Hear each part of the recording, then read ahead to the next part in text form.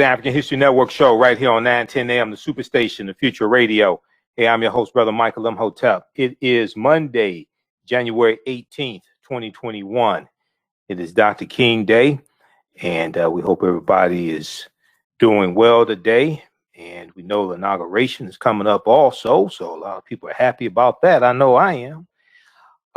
So hopefully you had a good Dr. King Day. Hopefully you learned a lot about Dr. King as well. Because oftentimes, like I said before, like I've been saying the past couple of days, I don't get asked to speak at a lot of Dr. King Day celebrations, and I don't do Dr. King Day presentations that are designed to make white people feel comfortable with the oppression of African Americans, because a lot of times that's what a lot of the celebrations boil down to. A lot of people have good intentions when they organize the events, but somehow between the planning meetings and corporate donations and things like that, something gets lost.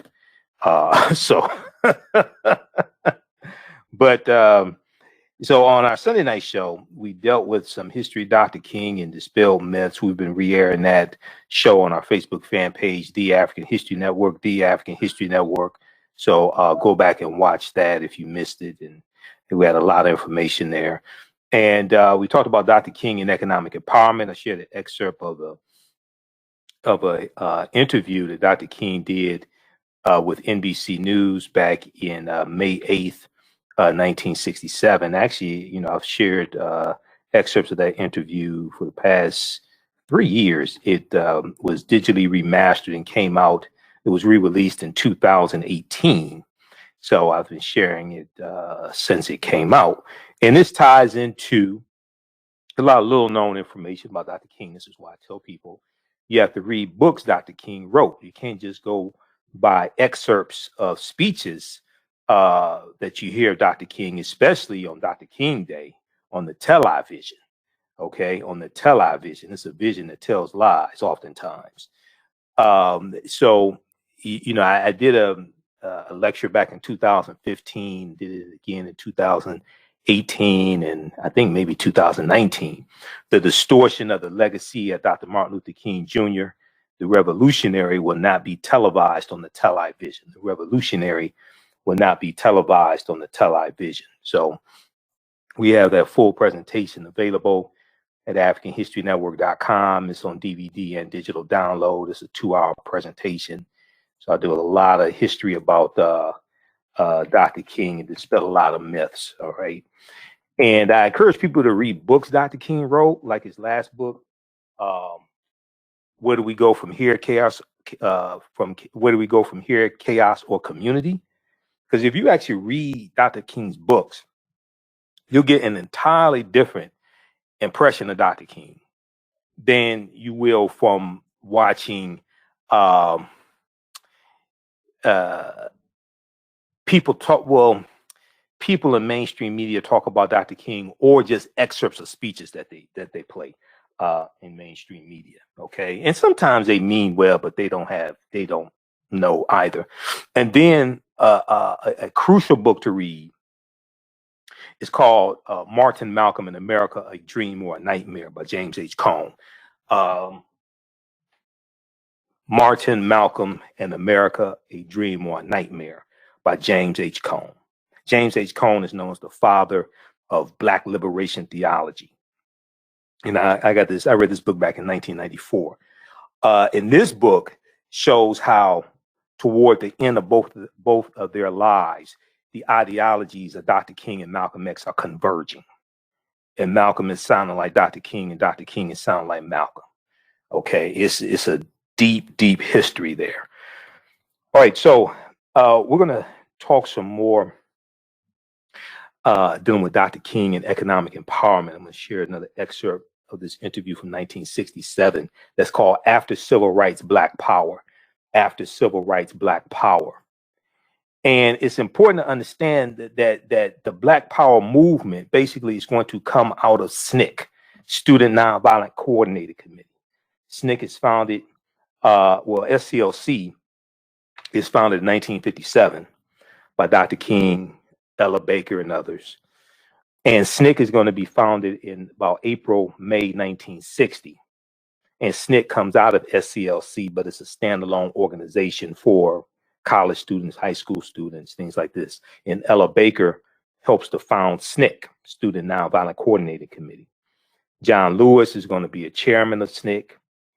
In 1966, Stokely Carmichael Kwame Ture is going to defeat John Lewis and win the chairmanship of SNCC. And SNCC takes a different direction and embraces Black power, even though those elements were in SNCC before Kwame Ture became chairman. It's really going to go in that direction. Okay, so we'll share some more excerpts of that speech, and then that interview, and then that ties into a discussion we had on Sunday's show, talking about the Kerner Commission Report. Kerner Commission Report that was released in March of 1968, 1 month before Dr. King was assassinated. And it was commissioned July 28th, 1967 by President Lyndon Johnson. This was the day after the Detroit Rebellion ended, July 27th, 1967. And the Kerner Commission was designed to study the rebellions that were taking place across the country, African Americans rebelling against white supremacy, what a lot of white people will call riots, and some African Americans. But it was designed to look at the rebellions from 1964 to 1967 and to determine what was causing these rebellions. Why were African Americans rebelling? Okay, they wanted to look at three things: what happened, why did it happen, and what could be done to prevent racial disturbance in the future. And the results of the Kerner Commission report were damning. They were on point, and they addressed the negative impact that racism and white supremacy were having on the African American community. The solutions that they recommended, I think, were correct, but the commitment was not there to implement the solutions. And Dr. King, and what Dr. King says in this interview from 67, talks about the lack of commitment on the part of white America to address the economic issues dealing with African Americans that are the result of racism, white supremacy, a legacy of slavery. He said that senators and people in Congress, they would vote for, white people will vote for the Civil Rights Act of 64, the Voting Rights Act of 65. But then when it comes time to address the structural issues that are negatively impacting African Americans, that commitment was not there. So we'll talk some about that. And then on yesterday's show, we talked a little bit about Reverend Raphael Warnock, who won the Georgia Senate race, and he won that runoff race in Georgia. He beat Senator Kelly Loeffler. We talked about the runoff rule, the runoff law for statewide races in Georgia, and why it was put in place in 1963. It was championed by a segregationist state representative named Denmark Groover in Georgia, and it was put in place deliberately to lock African Americans out of statewide power, statewide elected positions: senator, governor, secretary of state, attorney general, etc.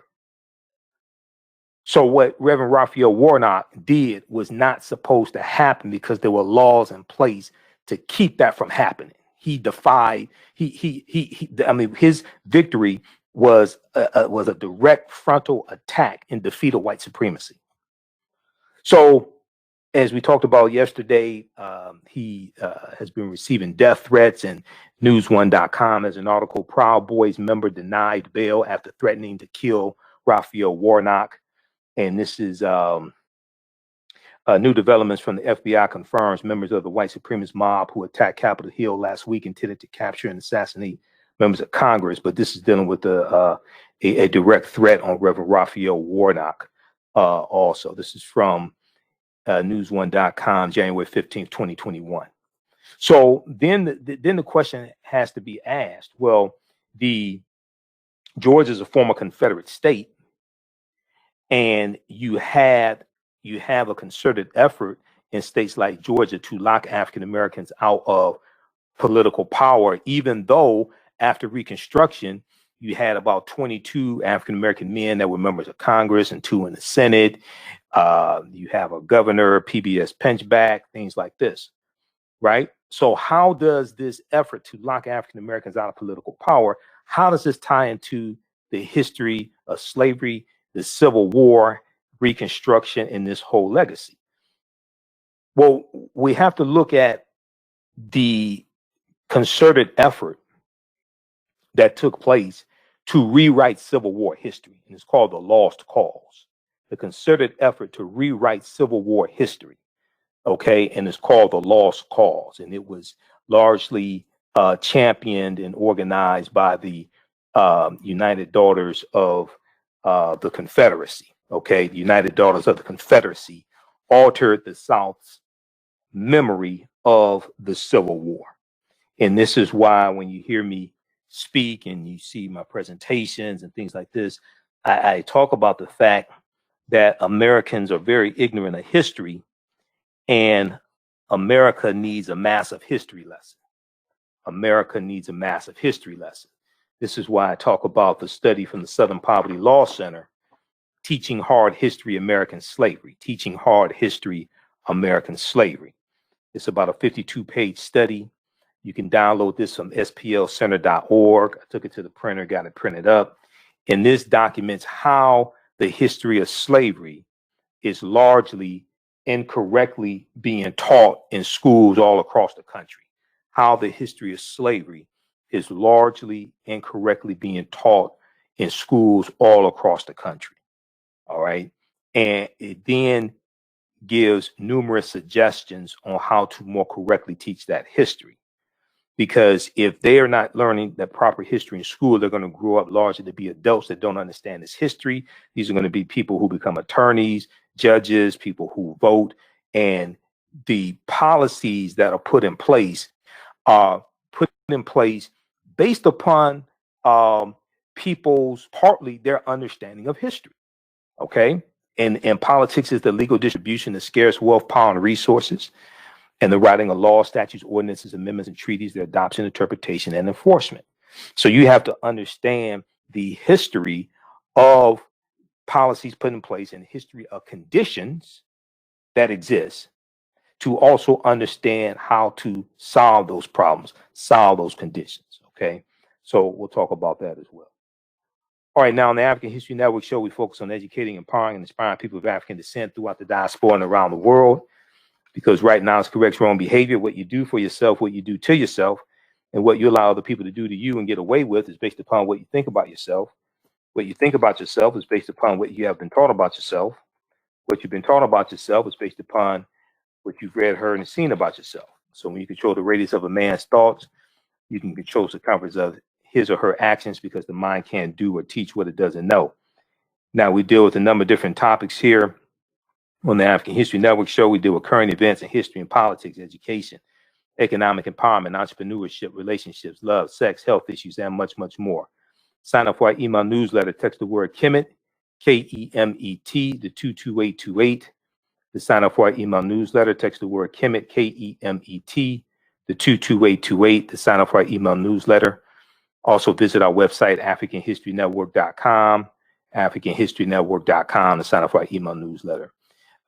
Somebody asked for the title. I think you're talking about the title of the study. It's called Teaching Hard History.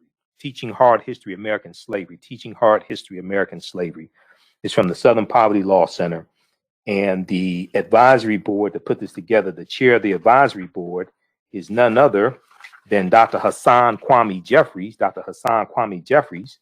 And Dr. Hassan Kwame Jeffries is a nephew of one of my teachers, Dr. Leonard Jeffries. That's Dr. Hassan Kwame Jeffries. I've interviewed him here on the African History Network show before. We're going to get him back on again soon.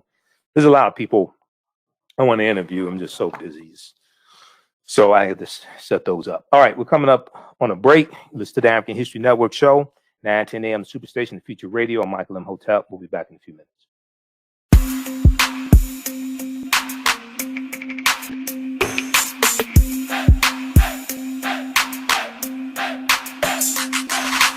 Are you getting ready for fall or winter?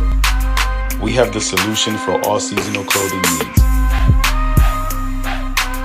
Kemeticwear.com is the go-to online source for Kemetic African fashion and lifestyle products with a contemporary twist.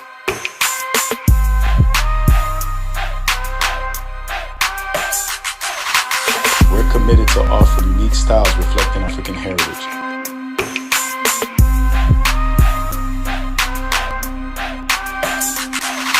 Kemeticwear.com is inspired by KemeticScribes.com to influence our people in learning and showing pride. Please visit our website at Kemeticwear.com.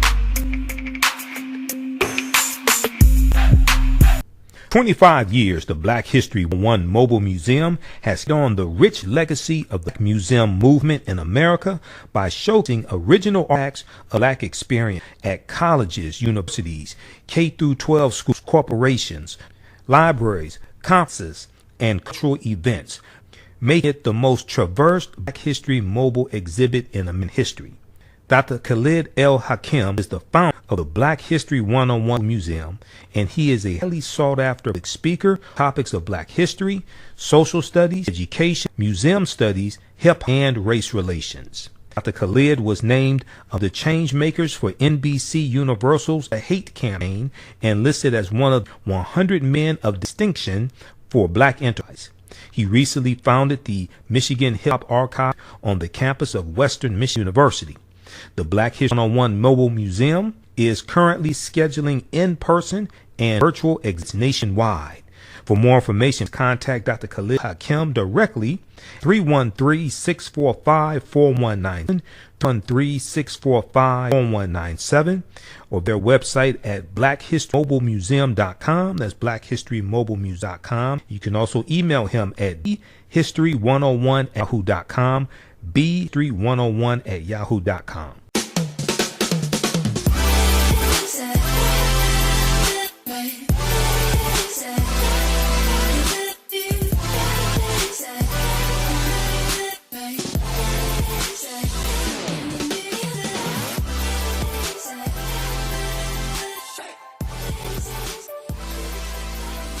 Visit 4glossygirls.com. That's the number 4glossygirls.com, and follow them on Instagram at 4glossygirls.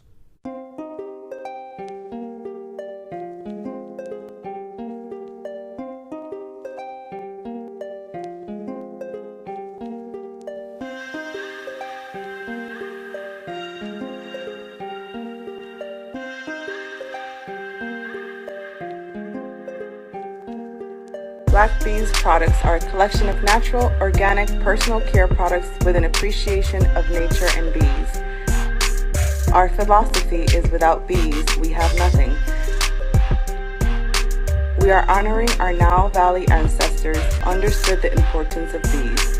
Black Bees created a high-quality, natural, organic personal care line that would be affordable to everyone.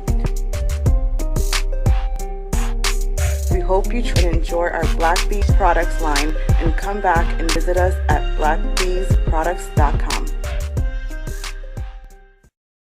Welcome back to the African History Network show right here on 910 AM, the Superstation, the Future Radio. I'm your host, Brother Michael Imhotep. It is Monday, January 18th, 2021. It's Dr. King Day, so happy Dr. King Day to everybody. Hopefully you learned some things about Dr. King that you did not already know. Hopefully you read, you've been reading books about Dr. King, like Stride Toward Freedom, Dr. King's first book that came out in 1958, which is about the Montgomery bus boycott. And it was in 1958 at a book signing for Stride Toward Freedom that Dr. King was stabbed in the chest with a letter opener by a mentally ill woman named Azola Ware Curry. All right. And he almost died. There was two police officers that rendered him aid right there on the scene. One was African-American, one was white, and they saved his life. And then the surgeons that operated on him, there was an African-American surgeon and a white surgeon also. Okay, so hopefully you learned some things about Dr. King and his understanding, his philosophy. I'm so tired of hearing people misrepresent the I Have a Dream speech. First of all, the original name of the speech was Normalcy Never Again. Original name of the speech was not I Have a Dream. When you read the article, I think it's from the Washington Post by Clarence B. Jones, who was one of Dr. King's speechwriters, he talks about how in the drafts of the speech, the phrase I Have a Dream didn't even exist, because the speech wasn't about a dream. It's about holding America accountable for a promissory note they gave us 100 years prior in 1863 with the Emancipation Proclamation.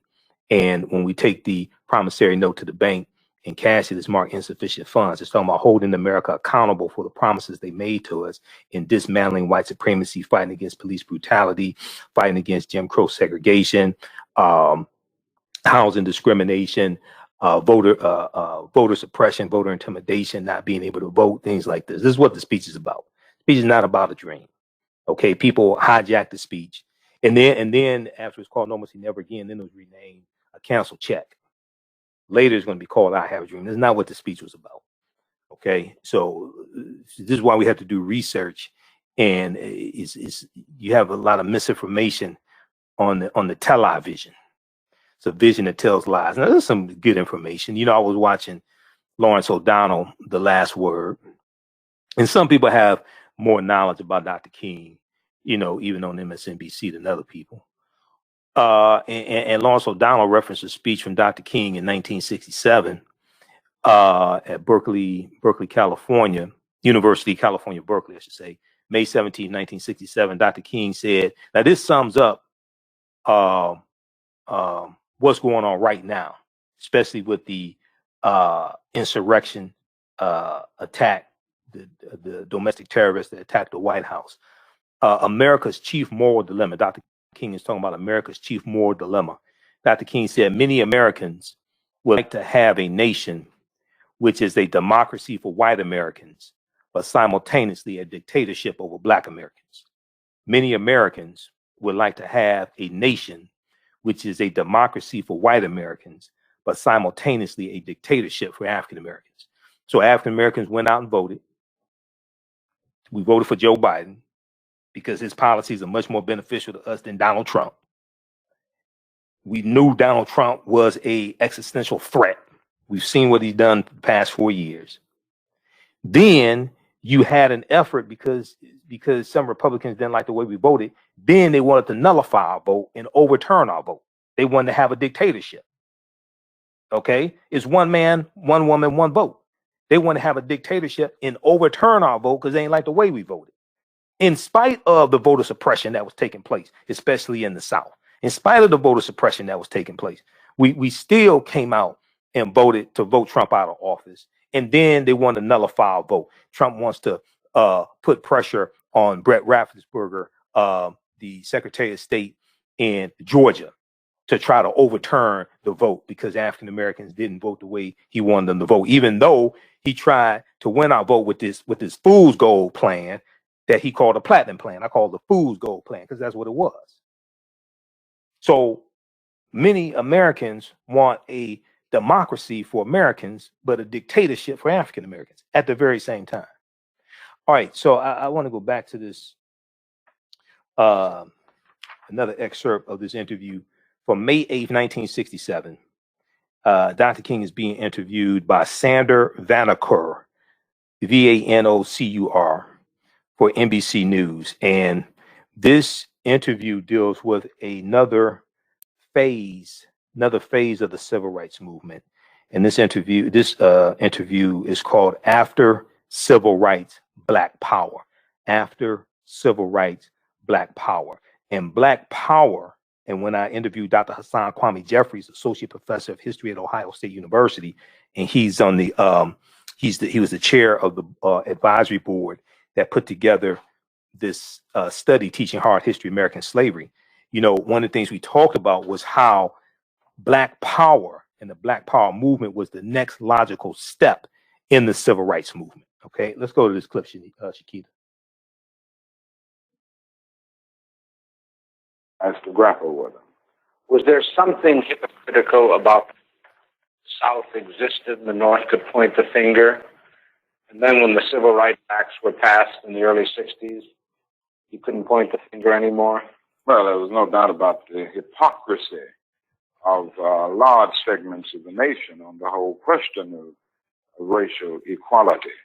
I think the best example is that many of the senators from the North and the West, and congressmen generally, who voted for civil rights legislation in 64 and even 65 with the Voting Rights Bill, refused last year to vote for civil rights legislation because it dealt with an issue applicable to the North, the whole housing question.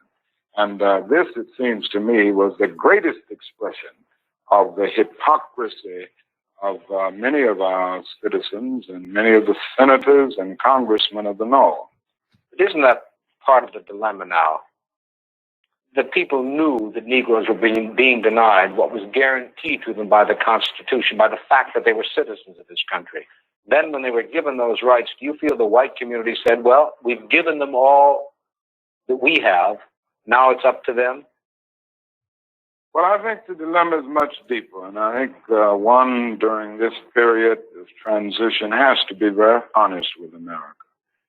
And honesty impels me to admit that America has broad racist elements still alive. Racism is still existing in American society in many areas of the society, North and South.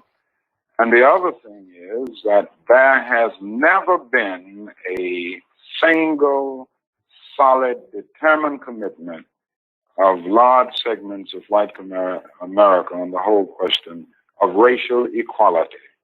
I think we have to see that vacillation has always existed, ambivalence has always existed, and this to me is the so-called white backlash. It's merely a new name for an old phenomenon. I see the white backlash as a continuation of the same ambivalence and vacillation of white America on the whole question of racial justice that has existed since the founding of our nation.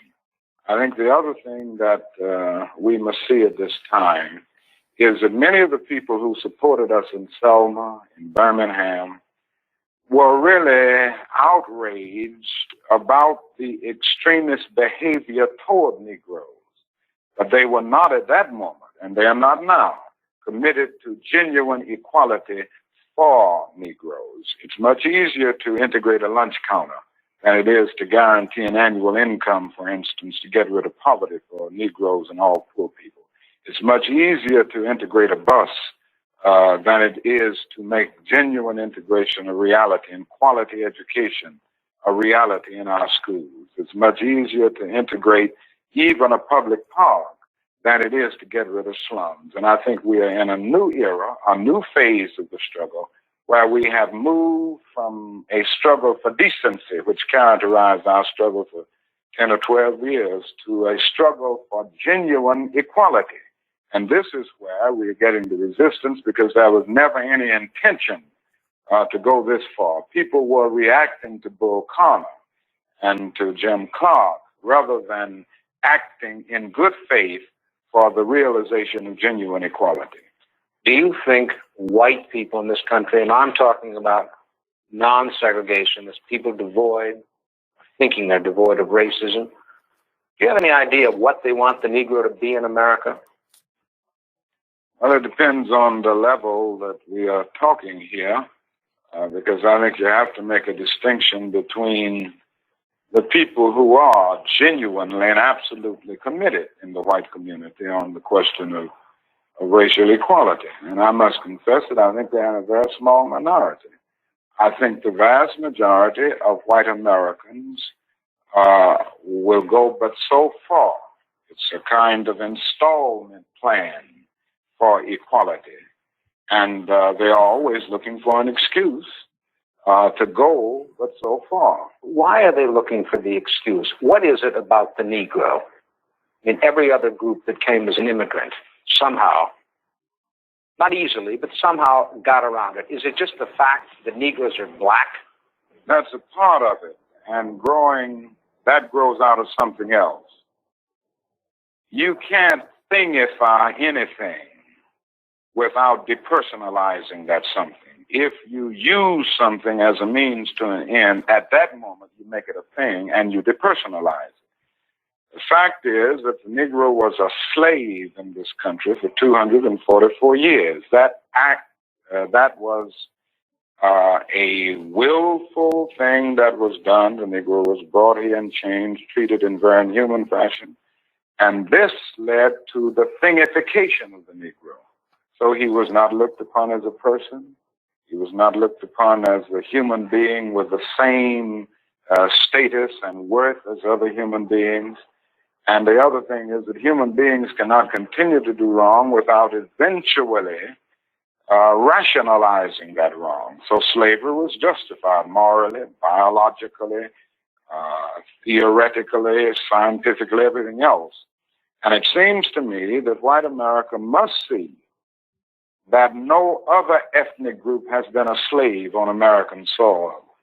That is one thing that other immigrant groups haven't had to face. The other thing is that the color became a stigma. American society made the Negro's color a stigma. And that can never be overlooked. So I think these things are absolutely necessary. The other thing is that America freed the slaves in 1863 through the Emancipation Proclamation of Abraham Lincoln, but gave the slaves no land or nothing in reality, and as a matter of fact, to get started on. At the same time, America was giving away millions of acres of land in the West and the Midwest, which meant that there was a willingness to give the white peasants from Europe an economic base. And yet it refused to give its black peasants from Africa, who came here involuntarily in chains and had worked free for 244 years, any kind of economic base. And so emancipation for the Negro was really freedom to hunger. It was freedom to the winds and rains of heaven. It was freedom without food to eat or land to cultivate, and therefore it was freedom and famine at the same time. And when white Americans tell the Negro to lift himself by his own bootstraps, they don't look over the legacy of slavery and segregation. I believe we ought to do all we can and seek to lift ourselves by our own bootstraps. But it's a cruel jest to say to a bootless man that he ought to lift himself by his own bootstraps. And many Negroes, by the thousands and millions, have been left bootless as a result of all of these years of oppression and as a result of a society that deliberately made his color a stigma and something worthless and degrading. Apart from wanting to live better, which all of us want to do, to raise one's children in a better way, to be better, does the Negro in America know what he wants to be? I'm convinced that almost every Negro in this country, other than those who have been so scarred by the system that they've become pathological in the process, and we all have to battle with pathology, and nobody really knows what it means to be a Negro unless one can really experience it. And I know we all have to battle with this constant drain of a feeling of nobodiness. But in spite of this, I think the vast majority of Negroes in this country know that they want to be people, they want to be men, they want equality, period. It just boils down to that. And we haven't been able to be people. We haven't been men because of all of the conditions that we've lived with and the syndrome of deprivation surrounding conditions, whether it's in housing, or in the economic area, or in schools, or in the vicious credit practices that we face in the ghetto, and all of the problems of closed doors and constant defeats. But in spite of all this, I think we all know, basically, that we want to be men. We want to be persons judged not on the basis of the color of our skin, but on the basis of the content of our character. Hey, pause it right there, Shakita. Many young Negroes Pause it right there. don't want anything. And then back it up about 20, 30 seconds. Okay, so here Dr. King is dealing with economics, structural racism, the lack of commitment from the larger white America to go beyond the Civil Rights Act of 64, the Voting Rights Act of 65, and actually deal with structural racism, economic issues, housing, credit practices, bank loans, all different types of things like this. And at a point in that interview, Dr. King says that there was never really a sincere, real commitment from the larger white community to go as far as we wanted them to go. All right. And also, he talked about the stigma that the dark skin of African Americans, okay, and how that skin is looked at as being tainted. And the legacy of slavery, during the legacy of slavery, you're dealing with the justification of slavery based upon the inferiority of African Americans, and they justify slavery biologically. They justify it based upon science. When you read Post-Traumatic Slave Syndrome by Dr. Joy DeGruy, she talks about cognitive dissonance and how you will relabel other people to then justify how you mistreat those people. You'll put negative pejorative terms on people, call them savages, subhuman, all different types of things like this to then justify mistreating them. Because otherwise, if you look at them as being equal to you, you would have a problem doing that. It will bother your conscience. But to absolve yourself of any guilt, absolve yourself of any responsibility, you relabel the people to then justify mistreating them.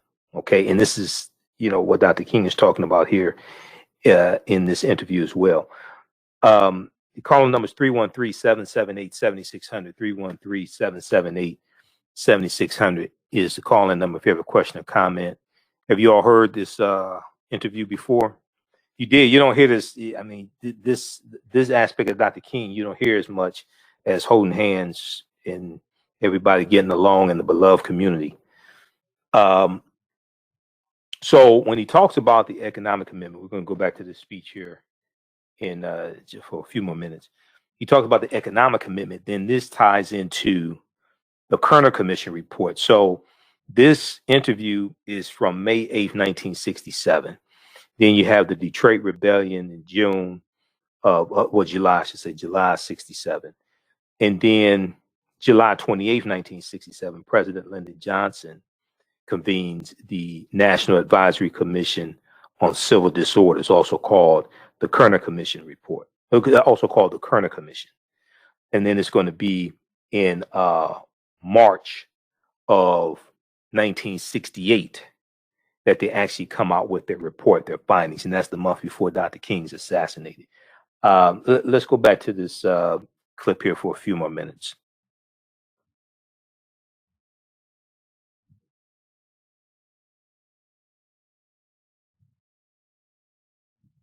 You can press play.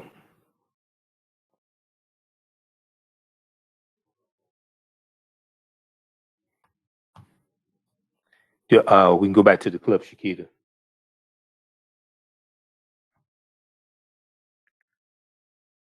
Okay. Persons judged not on the basis of the color of our skin, but on the basis of the content of our character.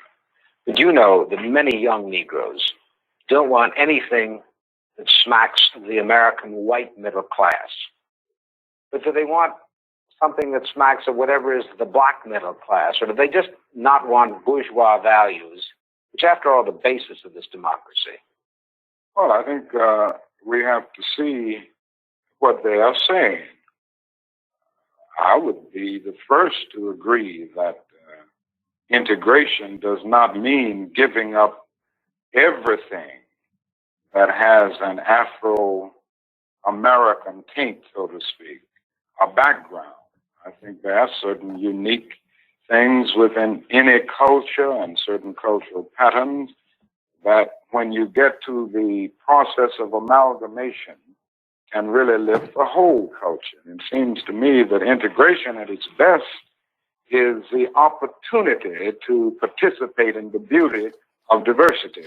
I think the other thing that we've got to see is that these young people are saying that there must be a revolution of values in our country. As Jimmy Baldwin said on one occasion, what advantage is there in being integrated into a burning house?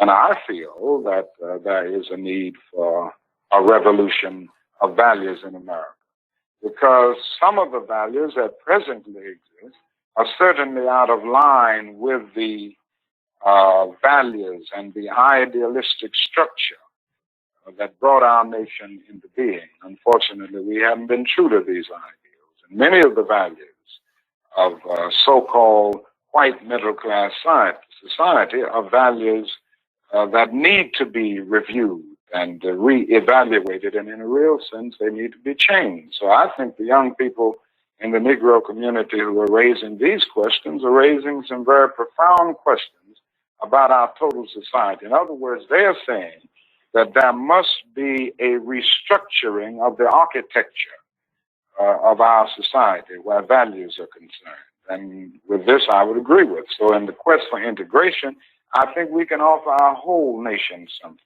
because there are three evils in our nation. It's not only racism, but economic exploitation of poverty would be one, and then militarism. And I think in a sense, and in a very real sense, these three are tied inextricably together, and we aren't going to get rid of one without getting rid of the other. When you stood on the Lincoln Memorial that day in August '63, you said, "I had a dream." Did that dream envision you could see a war in Asia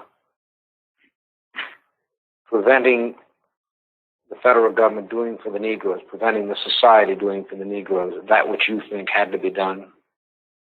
No, I didn't envision that then. I must confess that that period was a great period of hope for me. And I'm sure for many others all across the nation, many of the Negroes who had about lost hope, saw a solid decade of progress in the South.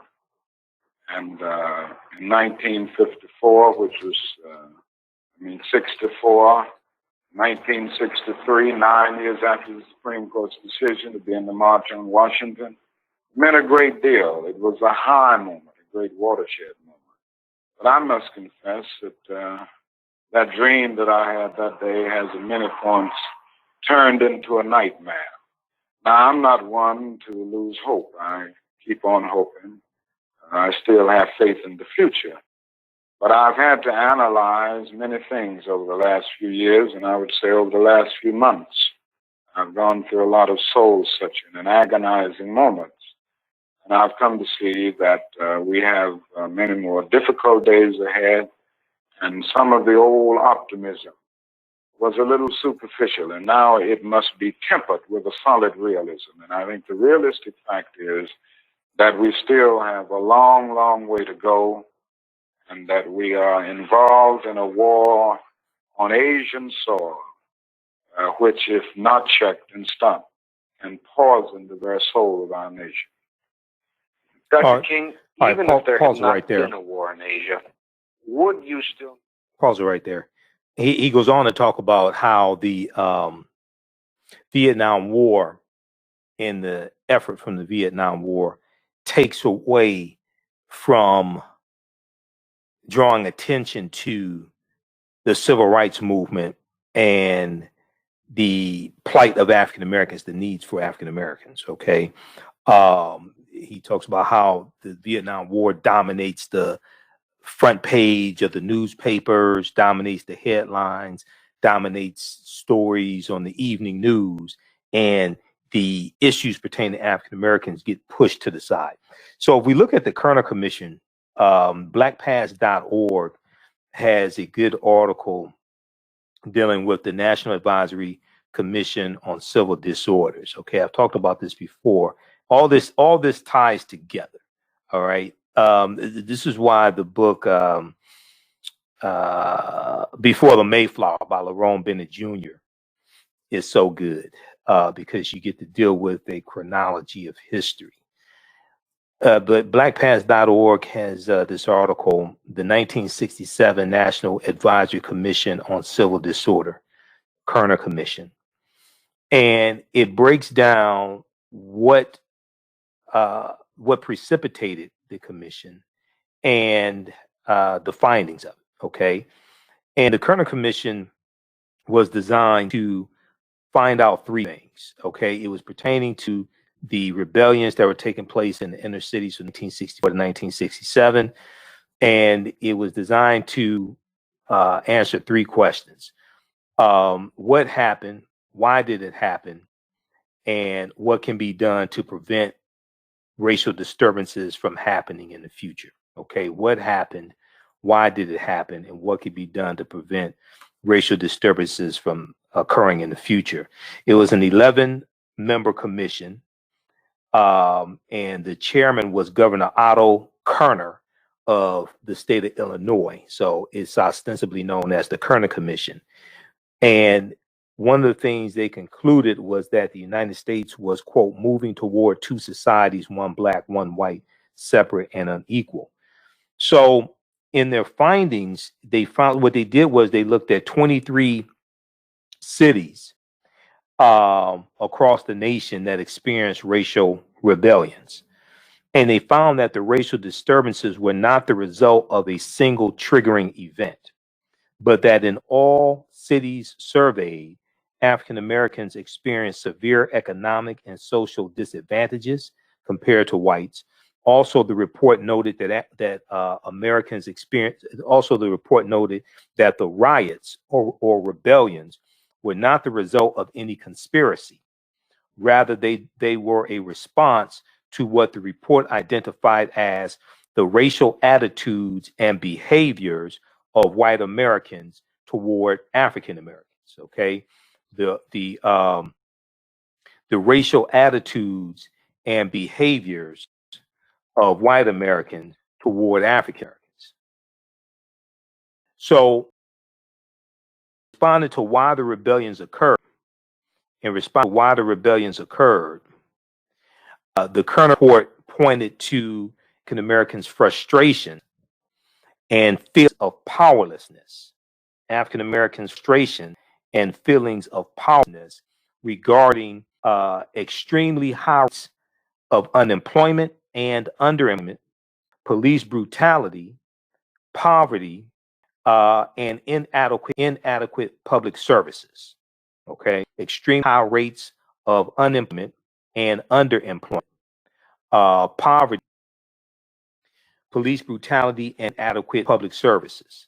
Now, the report continued that largely poor African American population was confined to central cities while a predominantly white population moved out, and that the racism of white Americans was, quote, essentially responsible for the explosive mixture, quote, leading to the uprisings. Now, this is 1967, okay? And they're talking the impact that racism has had, and you're dealing with government policies that created the suburbs, like the Federal Housing Act of 1949, that allowed white people to put 3% down to get low interest loans on houses being built out in the newly formed suburbs, and they're using the redlining process to make these loans. And redlining that's created about 1937. That comes from the Homeowners Loan Corporation. The Homeowners Loan Corporation was created right around 1933, 1944. These are all government entities, and the redlining process was adopted by banks and insurance companies.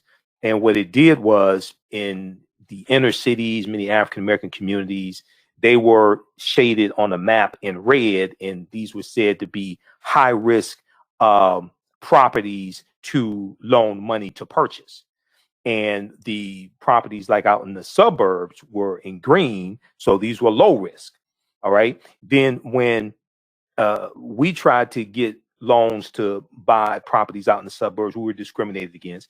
When we tried to get loans, like the federal loans, and also when we try to use, so this is 49 is 4 years after World War II ends. You have a lot of African American men who were World War II veterans. And we're trying to take advantage of the GI Bill. And the GI Bill gave money to go to college, loans to start businesses, and loans to buy homes. So you have white men taking advantage of this, going to college, getting degrees, getting loans for businesses, getting loans to buy homes in the newly formed suburbs. They're moving out of the inner city, moving out to the suburbs. We're largely being discriminated against from taking advantage of these benefits in the GI Bill that, one, African-American World War II veterans earned those benefits. Two, our taxpayer dollars pay for those benefits. And we're largely being excluded from taking advantage of them to various degrees or full advantage, and subsidizing white people being able to take advantage of them fully. Okay, so you have this precipitating these rebellions taking place. And then on top of this, you have the deindustrialization of the inner city as the suburbs are being built. The deindustrialization of the inner city, factories and corporations moving from the inner city out to the suburbs, the U.S. Interstate Highway Acts of 1952 and 1956 that drive tens of thousands of miles of U.S. interstate highway all across the country. They run through African-American communities, wiping out a lot of our homes and businesses, disrupting our communities. Okay, so in response to responding why the rebellions occurred, the Kerner report pointed to African-Americans' frustration and feelings of powerlessness regarding extremely high rates of unemployment and underemployment, poverty, police brutality, etc. Okay, now answering what can be done to prevent this in the future. Answering what can be done to prevent this in the future. The commission suggested that the federal government intervene to improve housing, improve education, improve employment opportunities, and social services for African Americans. This is what the Kerner Commission is saying. There has to be a massive investment into these areas to address these conditions that are structural and the legacy of slavery, Jim Crow segregation, etc. The commission suggested that the federal government intervene to improve housing, education, employment opportunities, and social services for African Americans. Also, the Kerner Commission recommended to dismantle discriminatory practices in education, employment, the police force, and criminal court systems. President Johnson accepted the report but did not support the conclusions, and minimal efforts were made to address the problems identified by the commission. Now, it is true that he was preoccupied by the Vietnam War, which took a lot of attention. This is something Dr. King talks about in the interview, okay? How the Vietnam War distracted away from the civil rights movement. But even after the Vietnam War, all this is being ignored, the recommendations of the Kerner Commission for the most part. This is something extremely important. We need to reintroduce the Kerner Commission report and get those solutions implemented, okay? We're out of time here on 910 AM Superstation WFDF. Those watching on our Facebook fan page, The African History Network, and our YouTube channel, Michael Imhotep, keep watching. We're going to keep broadcasting for a few more minutes. Right now, it's correct. Wrong behavior is not over till we win. Stay tuned for Pastor Greg Davis. We'll talk to you tomorrow night. Peace. All right, stand by, everybody. Okay, we do 1 hour on 910 AM the Superstation WFDF. Only there for an hour. We're here Monday through Friday, 11 p.m. to 12 midnight Eastern Standard Time. And then Sundays, 9 p.m. to 11 p.m. Eastern Standard Time. Right here on 910 AM, the Superstation WFDF in Detroit. I'm a radio talk show host here in Detroit. We're going to keep going for a few more minutes here. If you'd like this type of information, you can donate to the African History Network, $ the AHN Show through Cash App, $ the AHN Show through Cash App, and then also through PayPal, paypal.me /the AHN Show, paypal.me /the AHN Show. Okay. This helps us to keep broadcasting 6 days a week. For 4 years, we were just doing Sundays, 9 p.m. to 11 p.m. But as of October 12th, we started doing Monday through Friday also. So we hit 6 days a week. So this helps us keep broadcasting 6 days a week, keep doing the research, stay on the air. Also, if you want to advertise with the African History Network, email us at customerservice@africanhistorynetwork.com. We have a few more spots left. Email us at customerservice@africanhistorynetwork.com. We'll let you know how you can advertise with the African History Network also. All right. Let's see here. Okay, let's go back to, we're going to go back to this clip of Dr. King here for a minute. Then I want to get to dealing with the Civil War history and the rewriting of Civil War history. And this ties into Reverend Raphael Warnock winning in Georgia. And so all this history is connected. And to understand the existence of something, you must first understand the pre-existence of existence, okay? So all of this history is connected. For 25 years, Black History 101 Mobile Museum has carried on the rich legacy of the Black Museum movement in America by showcasing original artifacts of the experience at colleges, universities, K-12 schools, corporations, libraries, conferences, and cultural events, making it the most traversed Black History mobile exhibit in American history.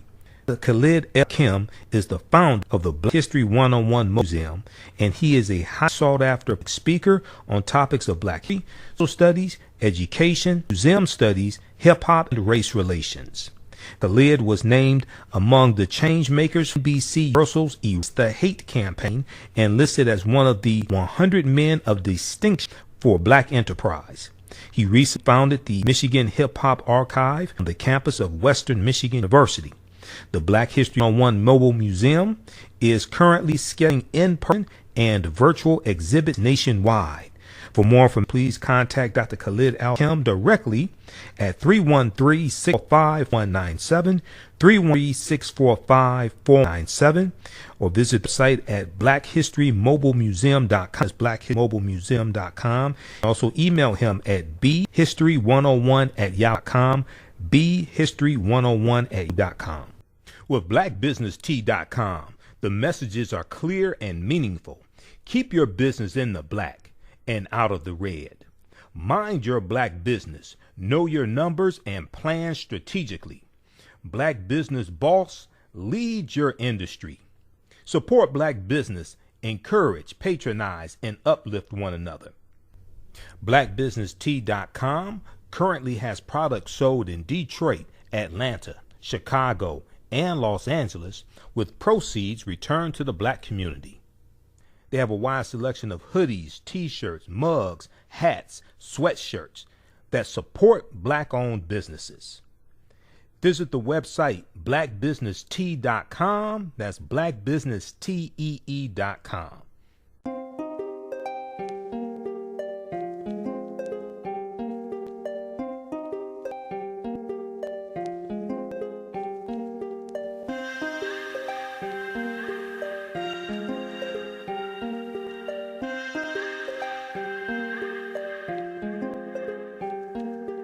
Black Bees products are a collection of natural, organic, personal care products with an appreciation of nature and bees.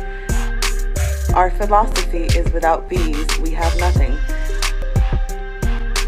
We are honoring our Nile Valley ancestors who understood the importance of bees.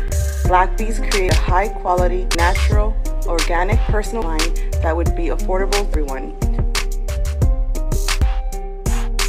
We hope you try and enjoy our Black Bees products line and come back and visit us at blackbeesproducts.com.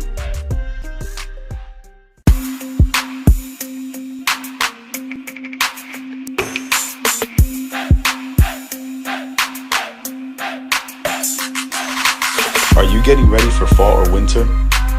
We have the solution for all seasonal clothing needs.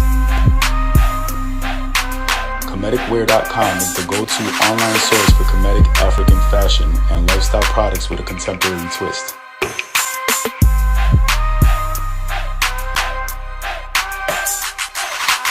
We're committed to offering unique styles reflecting our African heritage.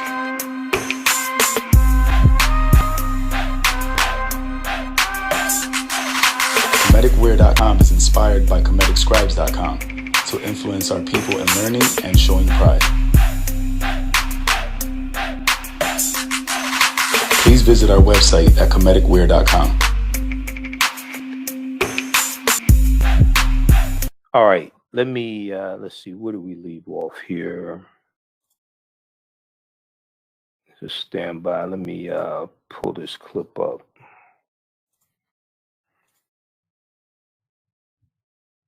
How's everybody doing? Did you all go to any Dr. King Day celebrations today? Hopefully they were good. And then, I understand, see, part of the problem with some of these Dr. King Day celebrations, it just needs to be us there. I understand people want to have, other people there, things like that, but sometimes we need to have like in-house conversations. Sometimes you can't say what needs to be said because you feel that you have to tiptoe around and don't want to hurt people's feelings. Things like that. Sometimes we have to see our people don't understand Dr. King, so we need to, and we largely don't understand Malcolm X either. And so a lot of times we just need to have in-house conversations among us. All right, let's see where we're. Just a second. Let me see something here. Where do we leave off?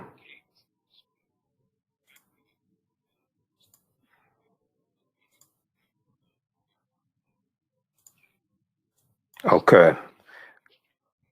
We aren't going to get rid of one without getting rid of the other. When you stood on the Lincoln Memorial that day in August, 1963, you said, "I had a dream." Did that dream envision that you could see a war in Asia preventing the federal government doing for the Negroes, preventing the society doing for the Negroes that which you think had to be done? No, I didn't envision that then. I must confess that that period was a great period of hope for me. And I'm sure for many others all across the nation, many of the Negroes who had about lost hope, saw a solid decade of progress in the South. And in 1954, which was, 64, 1963, 9 years after the Supreme Court's decision to be in the March on Washington, meant a great deal. It was a high moment, a great watershed moment. But I must confess that that dream that I had that day has at many points turned into a nightmare. Now, I'm not one to lose hope. I keep on hoping. I still have faith in the future. But I've had to analyze many things over the last few years, and I would say over the last few months. I've gone through a lot of soul-searching and agonizing moments. And I've come to see that we have many more difficult days ahead, and some of the old optimism was a little superficial, and now it must be tempered with a solid realism. And I think the realistic fact is that we still have a long, long way to go, and that we are involved in a war on Asian soil, which, if not checked and stopped, can poison the very soul of our nation. Dr. King, even if there had not been a war in Asia, would you still not have had this nightmare insofar as the Negro movement for equality then touched on two things that the white community holds sacred: their children and their property? Oh, I have no doubt that we would have encountered great difficulties, great problems of resistance if the war had not been in existence. So that I'm not going to say that all of our problems would be solved if the war in Vietnam is ended. But I do say that the war makes it infinitely more difficult to deal with these problems.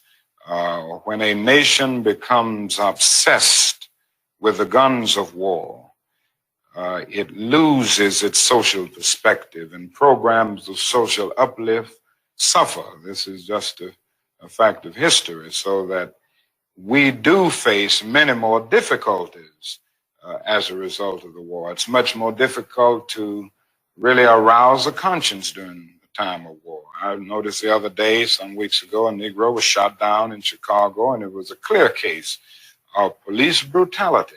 That was on page 30 of the paper, but on page 1 at the top was 780 Viet Cong killed. That is something about a war like this that makes people insensitive. It dulls the conscience. It strengthens the forces of reaction, and it brings into being bitterness and hatred and violence. And it strengthened the military-industrial complex of our country. And it's made our job much more difficult, because I think we can go along with some programs, if we didn't have this war on our hands, that would cause people to adjust to new developments, just as they did in the South. They said they'd never ride the bus with us, blood would flow in the streets, they wouldn't go to school, and all of these things. But when people came to see that they had to do it because the law insisted, they finally adjusted. And I think white people all over this country will adjust once the nation makes it clear that in schools, in housing, we've got to learn to live together as brothers. I think the biggest problem now is that we got our gains over the last 12 years at bargain rate, so to speak. It didn't cost the nation anything. In fact, it helped the economic side of the nation to integrate lunch counters and public accommodations. It didn't cost the nation anything to get the right to vote established. Now we are confronting issues that cannot be solved without costing the nation billions of dollars. Now, I think this is where we're getting our greatest resistance. They may put it on many other things, but we can't get rid of slums and poverty without it costing the nation something. Okay, so here Dr. King is talking about the economic investment, investing billions of dollars to change, to deal with, address structural racism, to address the very things that the Kerner Commission was talking about addressing. Now, this interview was May 8th, 1967. This is even before the Kerner Commission was convened, okay? But what Dr. King is talking about and the investment that needs to be made, this was what the Kerner Commission concluded, and they presented their report in March of 1968. So, you know, he is predicting what the results of the Kerner Commission report are going to be, and he was correct. But the commitment was not there on behalf of white America. The commitment was not there on behalf of white America to address those issues. Now they may march with you, and I know there's some. I know there was some genuine, some people, white people who meant well. There were genuine. Some attacked, some killed, things like this. I understand, but you have to, when it comes to the investment, okay, the economic investment to address these conditions. What's important to understand is that oftentimes those well-meaning white people are not the ones that got to vote on this stuff in Congress. Okay, that's a whole nother conversation. A lot of your neighbor, you know, your friend, things like this. A lot of times the well-meaning white people that march with you and also get tear gas and beaten with you, they may not be the ones that got to vote on this in Congress, especially in the Senate. And the Senate is like 95% white. Back then, the Senate was basically 100%. I think he had Senator Ed Brooke, so it's like 99% white. But yeah, so see, that's the other dynamic to this. All right. Okay, so check out the Kerner Commission report and check out the Senator Edward Brooke of now he was a Republican, he's an African American Republican, and he represented Massachusetts from 1967 to 1979. Okay, yeah, so right around this time, you know, when the Kerner Commission report comes out, he is you know, he's a U.S. senator, and you know, let me see, I think okay, he was Massachusetts.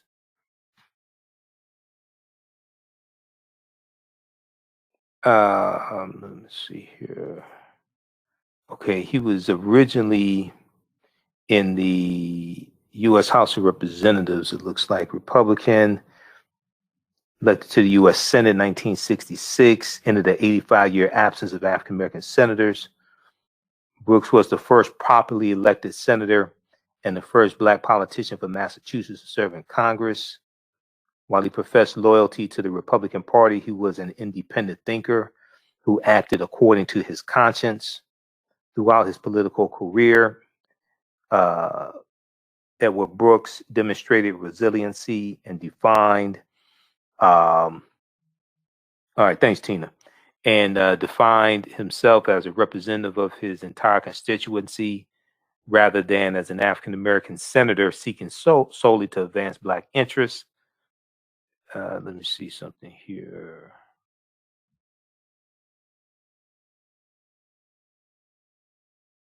President Lyndon Johnson appointed Senator Ed Brooks to be the president's Commission on Civil Disorders, appointed Senator Ed Brooks to the President's Commission on Civil Disorders shortly after he was elected to the Senate.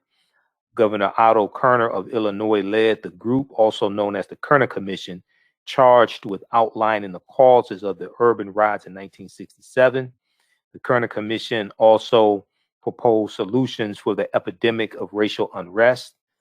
Let me see, let's blow this up. This is from history.house.gov, history.house.gov, okay? And this is at house.gov. House.gov is the official website of the U.S. House of Representatives. They also have a history section there because I've done research like in their history section. And then also if you visit senate.gov, senate.gov is the official website of the U.S. Senate. And senate.gov, they also have a history section there as well, okay, at senate.gov. So this is about Senator Edward Brooks. And then if we go down here,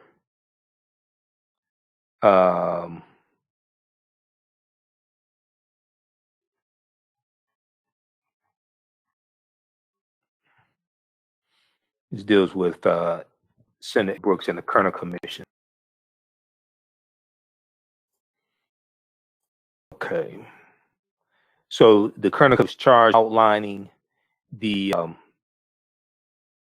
causes of the urban riots. Talked about. Now, the commission reported that American society was sharp divided along racial lines. The member commission included Senator Edward Brooks, suggested the government fund a series of programs to increase educational, housing, and employment opportunities for minorities in urban areas.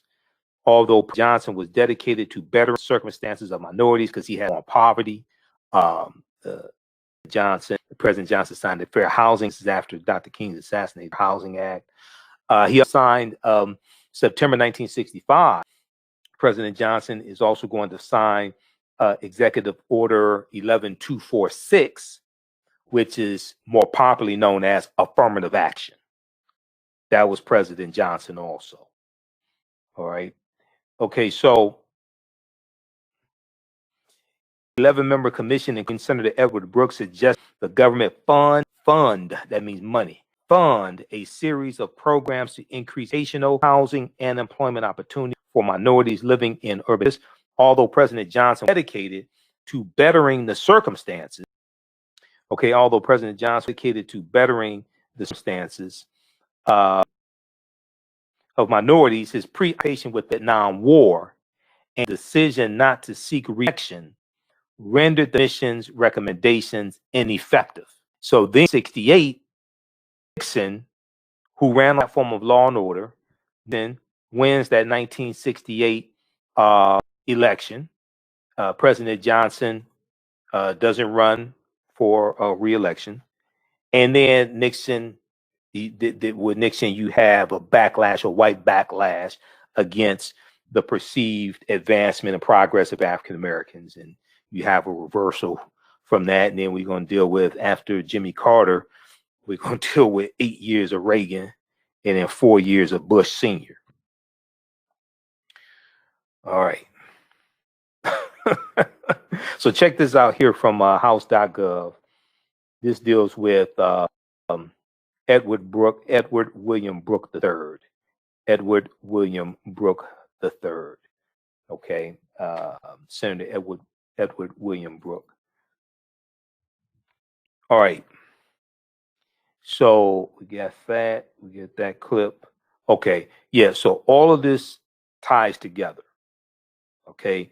And we have to understand politics is the legal distribution of scarce wealth, power, and resources, and the writing of laws, statutes, ordinances, amendments, and treaties, their adoption, interpretation, and enforcement. Okay. Politics impacts every aspect of our lives, from the water we drink to the air we breathe to the food we eat. All right. And then politics impacts the economy that our African-American owned businesses operate within. Now, I'm not just a historian. My degree's in business administration. So I understand this better than most people. I've managed African-American owned businesses. I managed a business consulting company. I managed a African-American company where we had government contracts with the city of Detroit, county of Wayne, and the state of Michigan. So I understand the business side. Well, I've done consulting for nonprofit organizations, for-profit organizations, and politics impacts all of this. All right. And so back in 2016, when you had people on social media saying we don't need to vote, we just need to do economic empowerment, invest in the stock market, I said that's good, but we also need to vote for a president whose economic policies are going to create a economy that's beneficial for our African-American owned businesses. But we see what happens. We see what happened. Donald Trump mishandled the coronavirus pandemic, which then tanked the economy. And as of April of 2020, we see that 41% of African-American owned businesses went out of business. Forbes.com had an article that talked about this, citing the study from the New York Federal Reserve. Okay. And that was in April. Now it's probably at least 50% of African-American owned businesses have gone out of business. Well, this is what happens. This is understanding how politics impacts every aspect of our lives. Our businesses rely on an economy. If you got white businesses going out of business, what the hell you think our businesses are doing? Okay. So if we look at this article here from Forbes.com, the COVID-19 crisis has wiped out nearly half of Black small businesses. This is from Forbes.com, a business publication. The COVID-19 crisis has wiped out nearly half of Black small businesses. This article came out, this was August 10th, but they were citing information through, they were looking at April, okay? Nearly half of, close this out.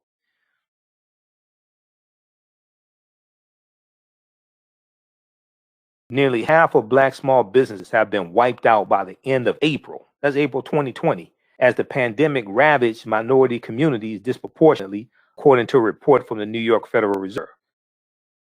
Black-owned businesses were more than twice as likely to shutter as their white counterparts, the report found. National representative data on small businesses indicate that the number of active business owners fell 22% from February to April 2020, about 22%. From February to April 2020, the largest drop on record. Black businesses experienced the most acute decline with a 41% drop. Latinx or Latino business owners fell by 32%, and Asian business owners dropped by 26%. Oh, so you mean Asians? I thought, because people say, oh, we don't need to vote, we just need to do economic empowerment, do like the Asians. So you mean like close your business down? Is that what you mean? So keep in mind, this was as of April 2020. That wasn't even the worst of it.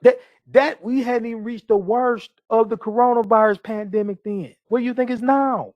It's at least 50% of our businesses have gone out of business. This is understanding how elections have consequences. Economic empowerment is not independent of politics, laws, and policies. So read this article here from Forbes.com. It's from August 10th, 2020. The COVID-19 crisis has wiped out nearly half of Black small businesses. Who would have thought that elections have consequences? No one saw that coming. The COVID-19, now, if you've been listening to my show, you know through 2016, leading up to the election, I warned our people about Donald Trump. They said he has to be stopped because I saw what was coming. I studied him. I saw what was coming. I warned our people about him day after day, after day after day. I was doing actually syndicated radio 5 days a week. My show, the Michael Imhotep show. Then I was doing Roland Martin's actually syndicated radio show. I was doing One Valentine's nationally syndicated radio show. So I warned our people about this because I'm listening to Trump. My degree business, I'm listening to Trump. I tell you, he don't know what the hell he's talking about and doesn't understand the economy either. So we saw what happened. Okay. Lastly, I want to go to this last story here. So on Sunday's show, we talked about Reverend Raphael Warnock, who won the Georgia Senate race, beat Senator Kelly Loeffler twice. We talked about the history of the runoff elections, statewide runoff elections in Georgia, and how they were designed to, how they come out of racism and segregation. They're designed to keep African Americans out of statewide political power. There's a article from 11alive.com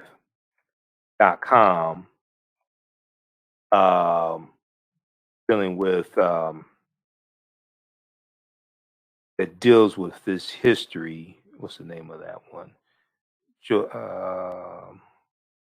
And it talks about Denmark Groover also.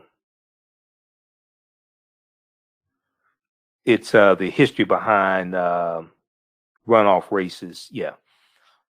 Runoffs arose to limit power of Black voters in Georgia. Runoffs arose to limit power of Black voters in Georgia, much as South experts say. Okay. And this is, and there's some other information out dealing with this as well.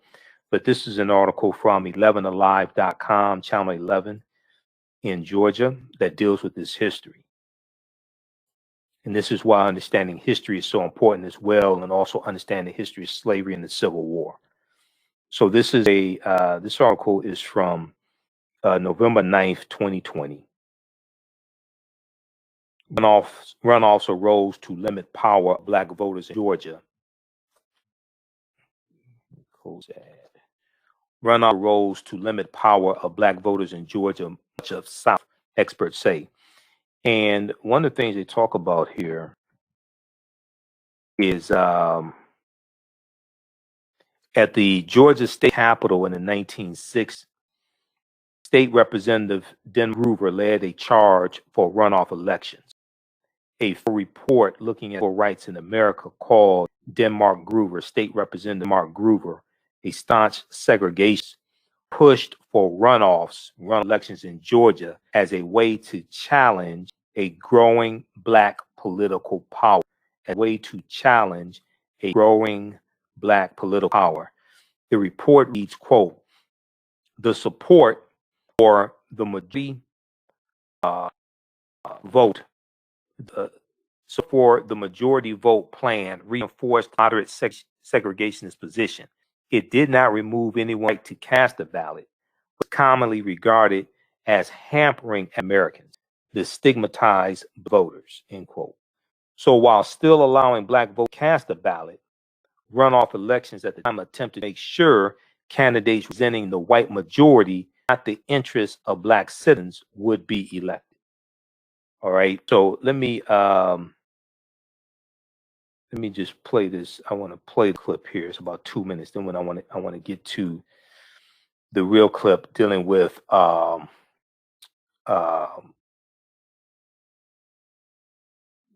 rewriting of the Civil War history. All right. Let's go to this clip here. Do you have an idea or business that requires app development or thinking of moving your IT resources to the cloud? We have post-paid and profit-sharing plans for unique ideas or profitable businesses. Who can take advantage of this unique program? Entrepreneurs with unique ideas, startups, small to medium businesses. Contact us 267-209-0352. Visit nomadicsystems.net, nomadicsystems.net today.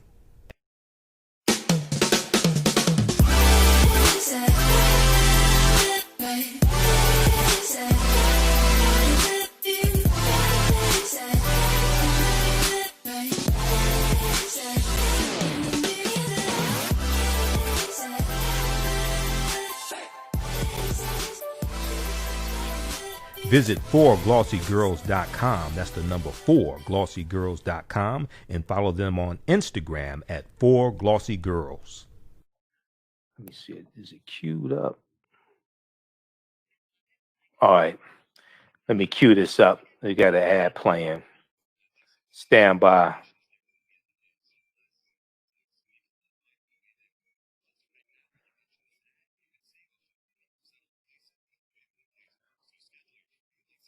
All right. So let's see.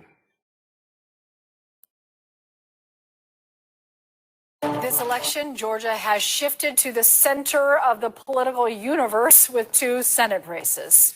The process of runoff elections may seem fairly simple, but these contests once served a racially motivated purpose. 11 Alive's Joe Hankey with more for us tonight.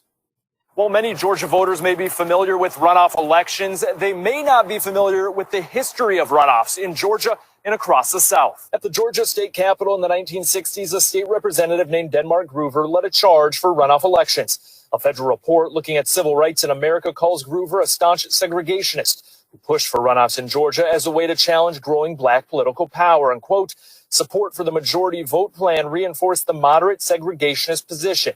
It did not remove anyone's right to cast a ballot, but it was commonly regarded as hampering African Americans, the stigmatized bloc voters. While still allowing black voters to cast a ballot, runoffs at the time made sure candidates representing the white majority, not the interests of black citizens, would be elected. They don't function precisely that way anymore, but one has to wonder what function they do have. Cal Jilson is a political science professor at Southern Methodist University in Dallas, Texas.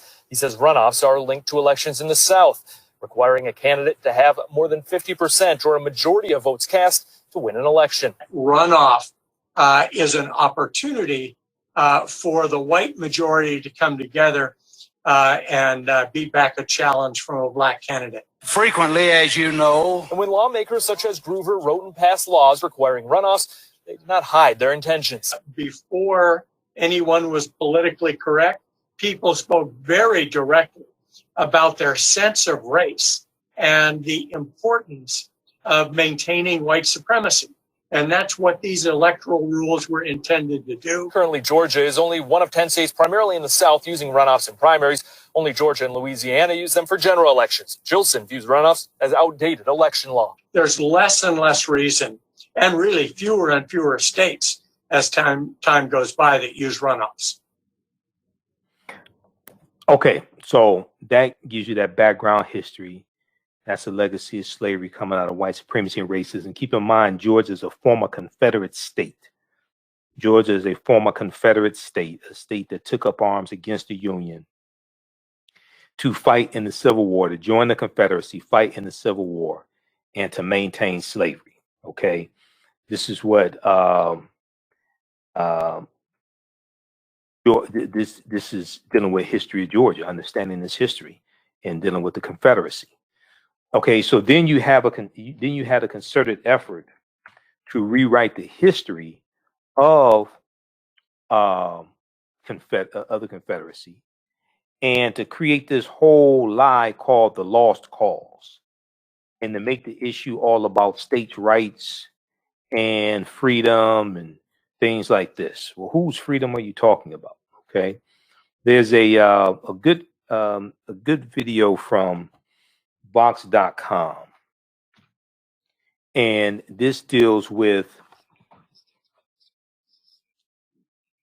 This deals with how Southern socialites rewrote Civil War history. How Southern socialites rewrote Civil War history.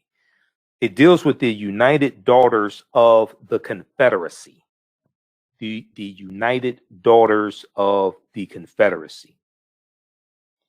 And they altered, the United Daughters of the Confederacy altered the South's memory of the Civil War.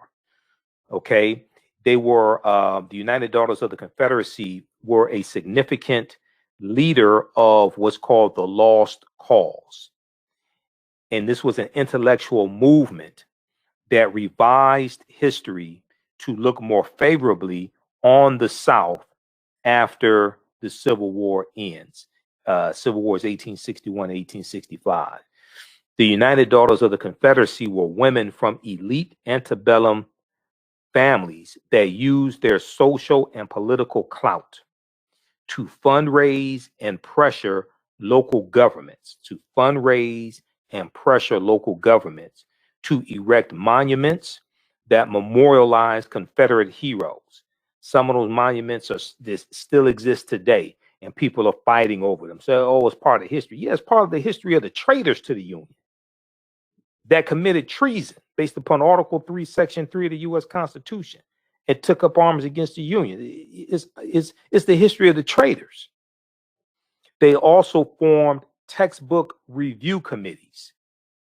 Okay, to reverse this process, we have to understand how this whole thing was constructed. Okay, they also formed textbook review committees that monitored what Southern school children learned about the war, about the Civil War. Their influential work with children created a lasting memory of the Confederate cause, and those generations grew up to be the segregationists of the Jim Crow era in the South. It was social engineering. They were being fed lies, just like a lot of these domestic terrorists that went to the U.S. Capitol building January 6th, and they said Donald Trump sent us here. Donald Trump invited us. Many of them idiots. Many of them are idiots and being lied to also. Talking about stop the steal. No, you should say stop the loss. His ass lost. That's what happened. He lost. It wasn't stolen. He lost. We beat him. He lost. He got outvoted. All right. So let's go to, I want to go to this clip here.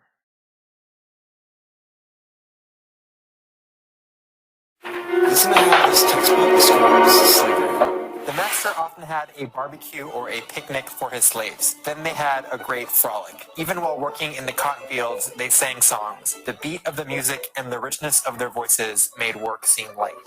Yikes. That's from History of Georgia, a textbook published in 1954 that was taught across junior high schools in Georgia for decades. That sort of language is part of an intellectual movement called the Lost Cause, a distorted version of American Civil War history that's been prevalent in the South for a long time. It took shape soon after the defeat of the Confederate States in the war, when Southern historians like Edward Pollard and former Confederate General Jubal Early started preserving the South's perspective through their writings. They framed the Confederate cause as a heroic defense of the Southern way of life against the overwhelming forces in the North. That narrative has a few basic tenets: the glorification of Confederate soldiers who died for a cause they believed in, the belief that slavery was a benevolent institution, and maybe most importantly, that slavery was not the root cause of the war. The Lost Cause is one of the most notoriously effective efforts to rewrite history, and it was done by the losing side. So how did it become so deeply rooted in Southern memory?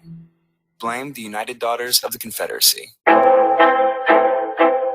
The UDC was founded in Nashville in 1894 to preserve Confederate culture for generations to come. The women who made up the group descended from elite antebellum families, and they used their social and political clout to spread the pro-Southern version of the war as real history. You've probably seen their efforts to honor the Confederacy, but maybe you didn't know it was the UDC. They're the ones who covered the Southern landscape with memorials for Confederate leaders and soldiers. They used their fundraising and lobbying skills to pressure local governments into erecting monuments in prominent public spaces like courthouses and state capitals. And installed here next to the state capitol by the United Daughters of the Confederacy. The United Daughters of the Confederacy donated this memorial to the city back in the 30s. They put them along roadsides and in parks. Any place that was remotely relevant to the Confederacy was memorialized. By the early 20th century, the UDC had 100,000 members, and chapters spread all over the country, but mostly in former Confederate states. And there's a reason they grew so quickly during that time. So we're talking about roughly 3 decades after the end of the war, and the Confederate veterans themselves are beginning to die off. So there is this push to find ways to commemorate it, because the big challenge by 1900 was there's a new generation of white Southerners being born, and they never experienced the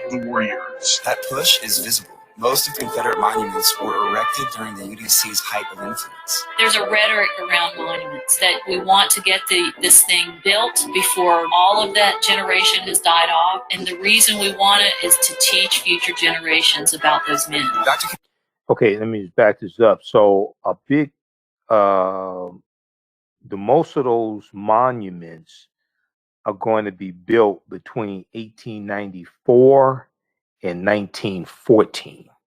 Most of these Confederate statues and things like this. The UDC, United Daughters of the Confederacy, is founded right about 1894. And then you're going to have, from that period of time, and then the biggest, the largest amount of Confederate monuments are going to be built, looks like right around 1912. Right around 1912 or something like that. Just a second here.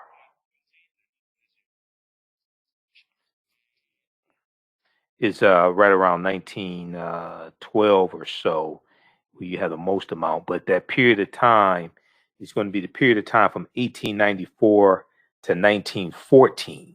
Okay, 1894 to 1914. That's when you're going to have during that period of time, and then you have 1896. You have Plessy versus Ferguson, U.S. Supreme Court case. 1914 is beginning of World War I. And then, so during that period of time, 1894 to 1914, that's when you have the most number of Confederate monuments erected. All right. Let's go back to this clip here. There's a rhetoric around monuments that we want to get this thing built before all of that generation has died off, and the reason we want it is to teach future generations about those men. Dr. Karen Cox wrote the book on the UDC, and I asked her if it was fair to say the group established the lost cause as historical fact in the South. Oh my God, yeah. They were the leaders of the lost cause into the 20th century, and they made it a movement about vindication. Just to give you an idea of how effective they were, they successfully lobbied for a Confederate memorial in Arlington National Cemetery, which U.S. President Woodrow Wilson proudly unveiled to a cheering crowd. Now that's influence, right? Monuments are the least of what they did. What? I mean, they are the most visible and tangible, but the work with children was far more influential. It turns out a central UDC objective is shaping how children think about the war and their Southern heritage. One of their most powerful tools, textbooks. Take a look at this pamphlet called A Measuring Rod for Textbooks. It was written by the illustrious Southern historian Miss Mildred Rutherford, an educator, orator, and author of Southern history textbooks. She's also very pro-slavery. The pamphlet announced the formation of a textbook review committee featuring prominent Southerners like 5 former Confederate generals. This group was committed to spreading the truths of Confederate history, so they instructed school boards to reject any textbooks that did not accord full justice to the South. And they urged libraries to deface every book in their collection that didn't measure up by writing the words "unjust to the South" clearly on its cover. This pamphlet was shared widely with school boards throughout the South, and UDC-backed committees closely monitored history books to make sure Northern influence never reached classrooms. So the core language language of an approved textbook aligned precisely with that of the lost cause. You know, stuff like, the Confederacy lost in the war between the states, but Georgia never forgot to honor her Confederate soldiers. History of Georgia was on the UDC's approved list. It was also written by E. Merton Coulter, a self-described Southern historian and historian-described white supremacist. They understand that how you educate, who wins the writing game, who wins the battle over history, ultimately wins the war. That's the big fight for the UDC. But their work with children went further than the classrooms. The UDC formed an auxiliary group called the Children of the Confederacy, which was designed to get kids born in former Confederate states to actively participate in their version of history. So, see, once again, I have to go back to teaching hard history American slavery. Teaching hard history American slavery. The reason why this study is so important and other studies like it, the reason why America needs a massive history lesson is because of the deliberate lies that have been socially engineered to rewrite the history of the Civil War. And the Civil War is tied to slavery, it's tied to Reconstruction, all of this. And then we can follow a chronology of that history, that ripple effect, that legacy of slavery all the way up to today.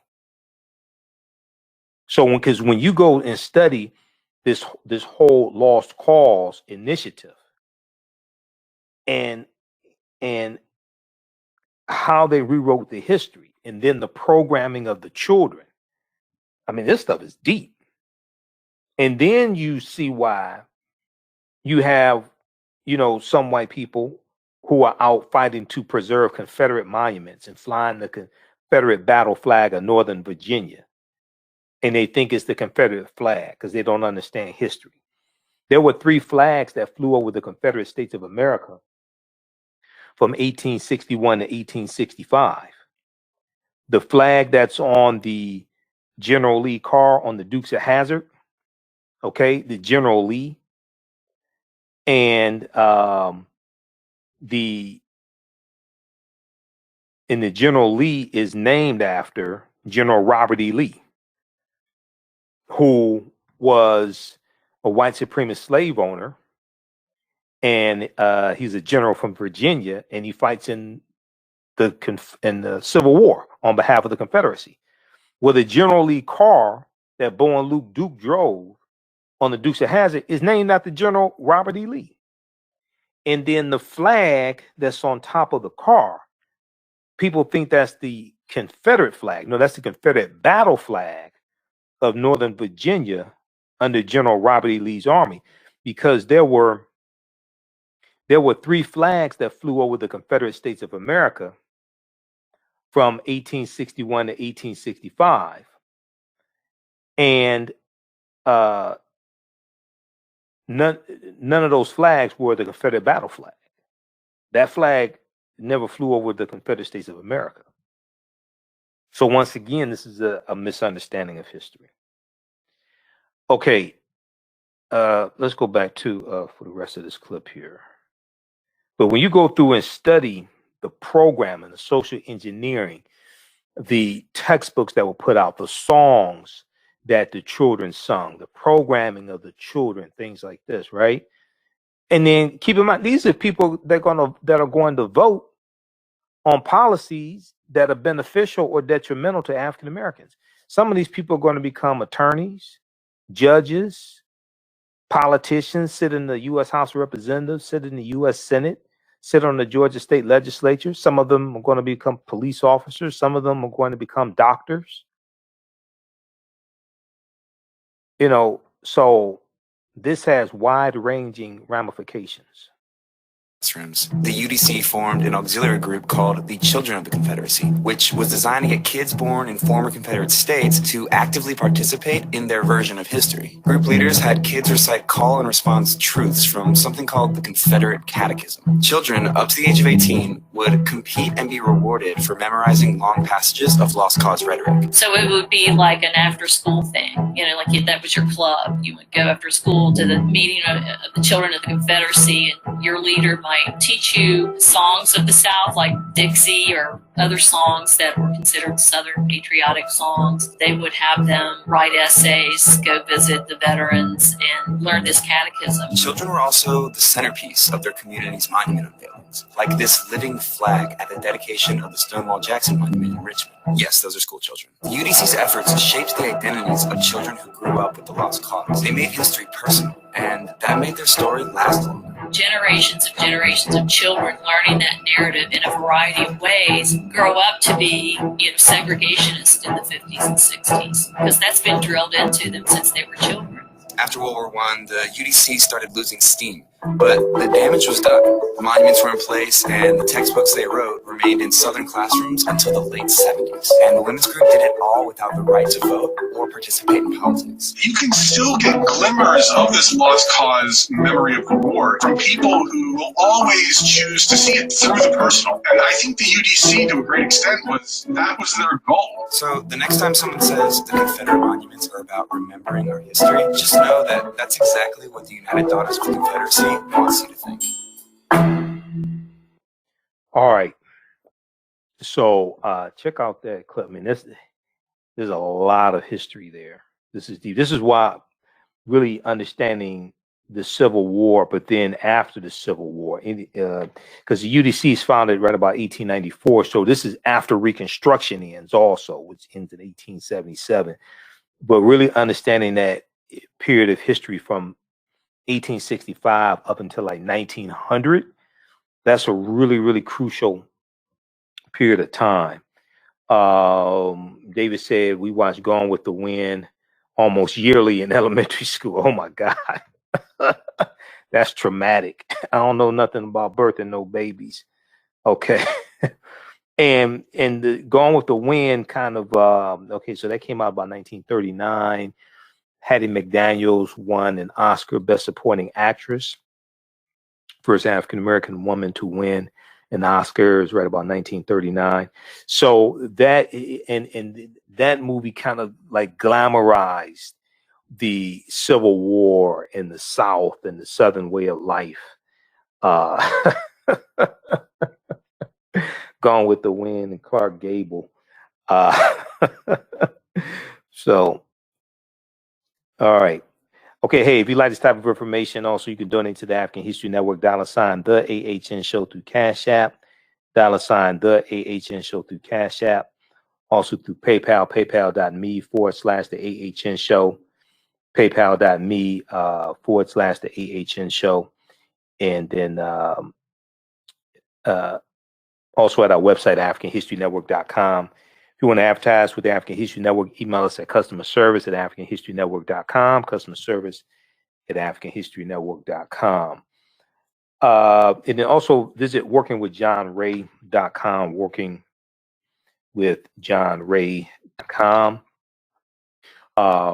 for financial strategies and income shifting, workingwithjohnray.com. Okay, I thought you were going to post your information there, but I gotta pull it up. I'm working on a lot of things tomorrow. But visit workingwithjohnray.com.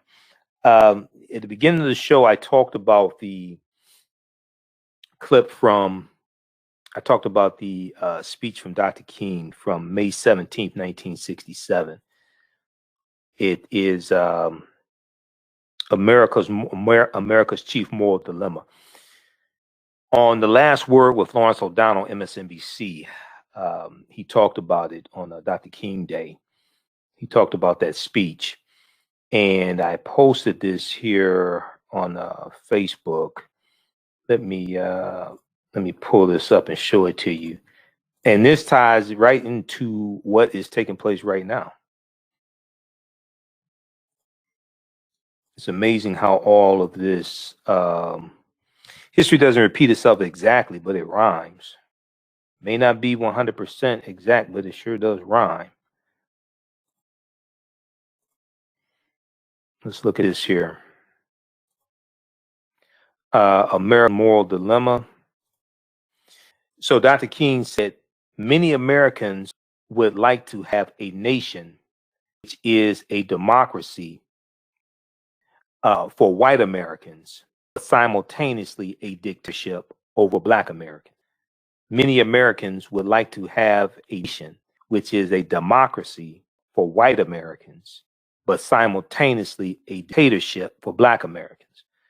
So when we see that African Americans came out and voted our interests, voted a lot of people out of office whose policies were harmful and detrimental to us, like Donald Trump, like Senator Kelly Loeffler in Georgia, Senator David Perdue in Georgia.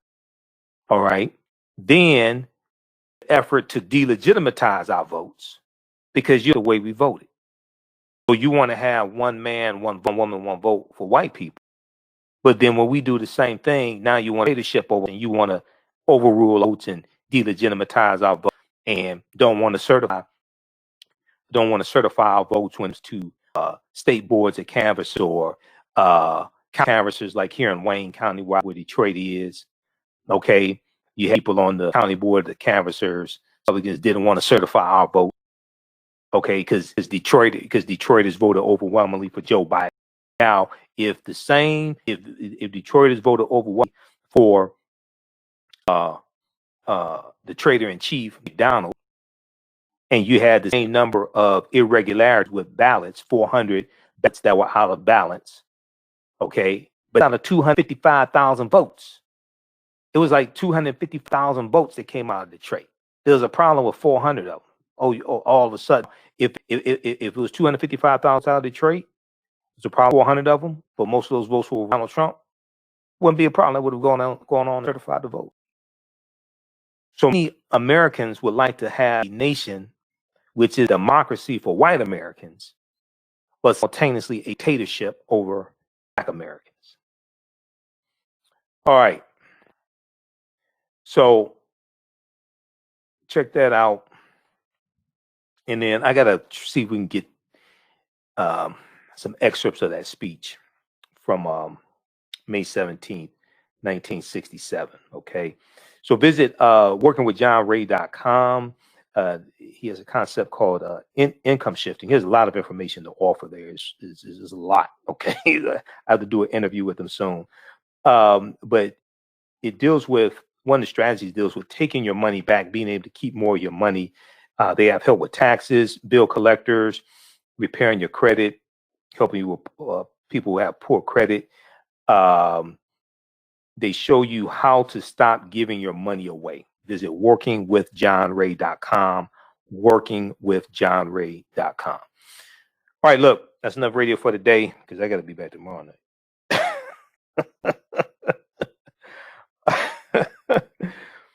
Okay. So thanks for tuning in. Remember, at the African History Network show, we focus on educating, empowering, and inspiring people of African descent throughout the diaspora and around the world. Because right now, it's correct wrong behavior. It's not over till we win. Wakanda forever. We'll talk to you tomorrow night. Peace. Intuitive Design Clothing is an online accessory store that sells one-of-a-kind signature statement pieces for men and women. They also specialize in fashion consultations, closet organization, and decorating small spaces. Are you looking for a statement piece for a special affair, or would you like to add some select pieces to your ensemble of a series? If you're looking for something different, definitely contact Kathy Norman, owner and CEO of Intuitive Design Clothing. Visit their website, intuitivedesignClothing.com. That's intuitivedesignClothing.com, and you can email her at info@intuitivedesignClothing.com. Intuitive Design Clothing is where every entrance is a grand entrance. Soul Natural Beauty Products offer organic, plant-based skin and hair care products that will rejuvenate skin, naturally grow and thicken hair. Their whipped shea butter can heal or restore damaged skin cells to prevent hyperpigmentation and skin breakouts. All products are made with organic plant-based ingredients. Their maximum hair growth oil is fortified with organic herbal extracts and undeniably proves that Mother Nature knows best. It thickens, lengthens, softens, and conditions all types of hair. They even guarantee hair improvement within 90 days or a full refund. Their all-natural 24-hour deodorant leaves the body smelling fresh without sweating for up to 24 hours. It does not stain fabric, goes on smoothly, and has a refreshing lavender and frankincense aroma. It can be used by men, women, and even children. Place your order today at soulnaturalbeautyproducts.com. soulnaturalbeautyproducts.com. Follow them on Facebook at Soul Natural Beauty Products. With blackbusinesstea.com, the messages are clear and meaningful. Keep your business in the black and out of the red. Mind your black business. Know your numbers and plan strategically. Black Business Boss, lead your industry. Support black business. Encourage, patronize, and uplift one another. blackbusinesstea.com currently has products sold in Detroit, Atlanta, Chicago, and Los Angeles, with proceeds returned to the black community. They have a wide selection of hoodies, t-shirts, mugs, hats, sweatshirts that support black-owned businesses. Visit the website blackbusinesstee.com. That's blackbusinesstee.com. Do you have an idea or business that requires app development or thinking of moving your IT resources to the cloud? We have post-paid and profit-sharing plans for unique ideas or profitable businesses. Who can take advantage of this unique program? Entrepreneurs with unique ideas, startups, small to medium businesses. Contact us 267-209-0352. Visit nomadicsystems.net, nomadicsystems.net today. 25 years, the Black History 1 Mobile Museum has carried on the rich legacy of the Black Museum movement in America by showcasing original artifacts of the Black experience at colleges, universities, K-12 schools, corporations, libraries, conferences, and cultural events, making it the most traversed Black History mobile exhibit in American history. Dr. Khalid Hakim is the founder of the Black History 101 Mobile Museum, and he is a highly sought-after speaker on topics of history, social studies, education, museum studies, health, and race relations. Dr. Khalid was named among the changemen for NBC Universal's Erase the Hate campaign and listed as one of the 100 men of distinction for Black enterprise. He recently founded the Michigan Hip Hop Archive on the campus of Western Michigan University. The Black History 101 Mobile Museum is currently scheduling in-person and virtual exhibits nationwide. For more information, please contact Dr. Khalil Hakim directly at 313-645-4197, 13645-4197, or their website at blackhistorymobilemuseum.com. That's blackhistorymobilemuseum.com. You can also email him at history101yahoo.com.